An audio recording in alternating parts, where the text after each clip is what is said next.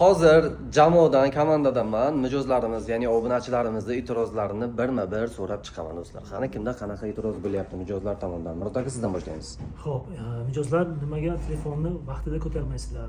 Vaqtida qo'ng'iroqni ko'tarmaysizlar? Shunaqa e'tiroz bor. Menda bor, ha. Sizda bor. Uzr deb. Shahnoza ayting, sizda qanaqa? Ipotekani foizi juda ham baland deyishyapti, lekin bu narsa bizga bog'liq emas. Xo'sh. Ibragimov? Shuni aytmoqchi edim, kesasizda. Meni temamni, birovni temasini aytmanglar. Mijozlar ikki xonalik uyga, uyda to'lagan 3 xonalik uy xohlashyapti. Ya'ni qo'lida ikki xonaga yetarli mablag' bor, lekin 3 xona sotib olishni xohlashyapti. Aytib o'tardiki, bozor narxiga qarab uy tanlashlaringizni iltimos qilamiz. Yaxshi. Ma'murjon, uylar narxlari qimmat bo'lib ketgan deb o'ylashadi odamlar. O'zi uyning narxi qimmat emas, uy narxi har doim ko'tariladi. Lekin odamlar shu boyagi eski narxda ko'pchilik qolib ketgan.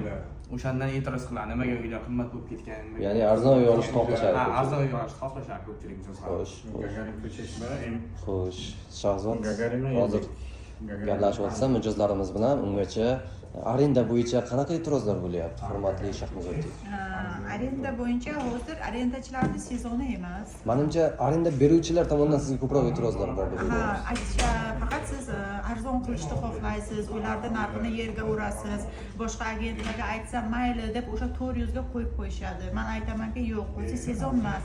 Yo uyingiz 400 ga tortmaydi, $300 ga qo'yib beraman desam, ular mendan xafa bo'lishadi. Nimaga deganda juda ham ko'pchilik ipotekaga uy oldi bu yil.